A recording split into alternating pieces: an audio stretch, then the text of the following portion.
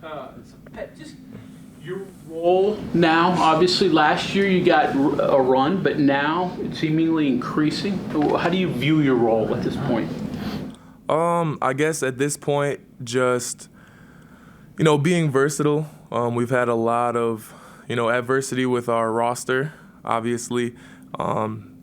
Just being able to fill in at whatever the team needs. And a big part of that right now is rebounding. So just coming in and making sure that I'm going for every ball, trying to get some offensive rebounds, putbacks, being able to guard 5 men, 4 men, 3 men if I need to. And really just kind of being that versatile piece that can carry on, some of the traditional West Virginia basketball from, the teams of the past. There was one time in that game when Jesse comes out, and I think it was you and Quinn in there, and we were all kind of, okay, well, who's the 5 in that situation? Are you guys kind of wondering the same thing, or, I mean? We're both really 4 men, but I have he's an inch taller, but I have more size, more weight, so I can guard the 5 a little better. So normally I'll be our 5 when us two are both in, but we have a little bit of interchangeability where sometimes he can roll and sometimes I can pop, and kind of just gives us a little more freedom. What is your self-vision of yourself as a player? What do you see yourself as a player? Honestly, just at the different schools and teams I've played on, I've kind of taken pride at being whatever the team needs. I have the ability to shoot the ball, I have the ability to play in the post, to play on the perimeter, really just, play defense, whatever coach asks me to do is what I'm going to do. Does that hurt you or help you not saying he's a 4 or he's a 3 or, There's pros and cons, but first and foremost, you got to put the team first. You got to put your brothers first, and whatever role is given to you, that's what you have to, excel at for the benefit of the team. And when your team is doing well, everyone will have individual success. So that's my main goal. You've had so much transition over the years since you left high school. Have you thought about that? And what was this summer like? Because you finally feel like you're settled in, and you're going to be in a place for more than a year, and then what happened. Yeah, that's kind of exactly what I was thinking. I was like, every year I've had a new coach or been at a new school, and I thought, you know what? This place feels like home. I'm going to stay and end up having a new coach and a whole new team anyway. But honestly, it's something I'm used to, just, learning new guys, learning the new system. It's something I've done every year, so it doesn't feel like anything, I wasn't ready for. But, yeah, it's definitely been a transition this summer. Was it difficult, emotionally at the time for the guys that were here? Some left, some stayed. What was it all like when you went through that?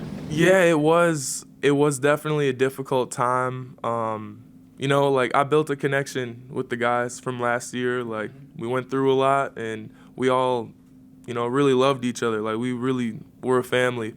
And, just having as much confidence and excitement for the upcoming season with, the roster we were going to have and, the pieces we had already put together.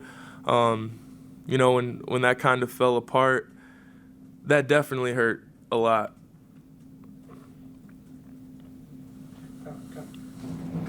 Everything, like you're saying, everything that's happened, everything that's kind of happened recently with the injuries and suspension, how much of a conversation do you guys have in that, okay, this is what we have right now, and it's battle and it's adversity, but down the road we could be this once everyone gets back, and once that is that in the thought process at all? Oh, for sure. And honestly, we've been saying it for so much longer than just of recent, because as every couple of weeks something else happens for us, unfortunately. That's how it seems, at least. But we've been saying since the beginning, you know, like we're gonna beat this adversity. You know, Josh came in a time when, you know, things were kind of up in the air, and ever since then, that's kind of how our mindset has been, where it's like yeah, like we're going through some stuff, but teams have went through worse and still had success, and we're prepared to make the most out of our situation, you know. The flip side to that is asking the question, well, what the heck else can happen? I mean, I don't know if that's something you guys talk about. Yeah, knock on wood. Right, right. Yeah, I mean, I guess I'll look at it the other way. I think we're due for some good news coming up soon. You know, something positive's got to come from this. What's Josh like as a head coach? And we sort of view him as night and day from Hugs. Is he? Or, I mean, what's it like? I mean, he's been with Hugs so long. They have, you know, like he's definitely taken a lot from Hugs. But they're definitely two different coaches. I really enjoy Josh's, you know, attention to detail with a lot of the things, where I'm glad I learned the toughness from Hugs.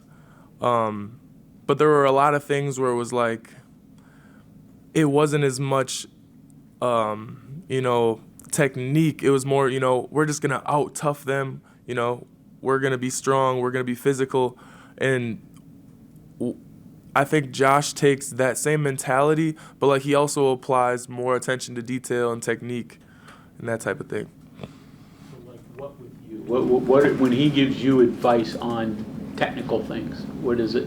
I would say like, so positioning, for rebounding, getting through screens. You know, like the big thing with Hugs last year was we don't get screened. We don't get, like, how are we guarding these? We don't get screened. You know, if somebody comes up, you know, you put your arm in their chest and you don't get screened. And it's like, you know, that works. I mean, it works really well if you can do it well, but obviously there's certain situations where, like, you know, sometimes there are certain techniques that can definitely be beneficial. So just making sure that he carried over the things that were really efficient from Hugs, and then, you know, also adding a little more. I'm just kind of curious from a player's perspective here, and I know you guys have only played one game and the exhibition game, but from a player's perspective, do you guys think there is a big difference in the block charge, the way it's being called this year? Oh yeah, yeah. It's a crazy change. You know, we talked with, I'm not sure exactly who he was, but he was like in charge of the referees and the rule changes this year. And basically he told us, you know, like, it's almost impossible to take a charge this year.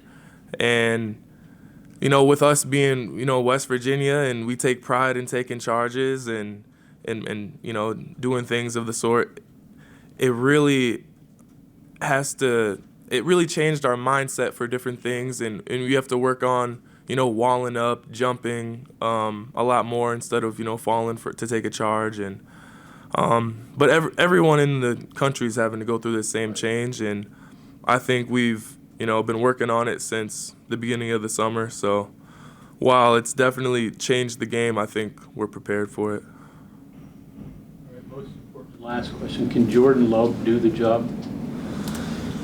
Oh man. You know, I'll always be a Packer fan to the day I die, but man, this year taught me that, you know, we were really blessed the last, I don't know how many years with our quarterbacks. Yeah. I don't know, Jordan Love, it's his first year, you know, being the starter, so I'll give him a little leeway, but man, it's been tough to be a Packer fan this year. Thank you.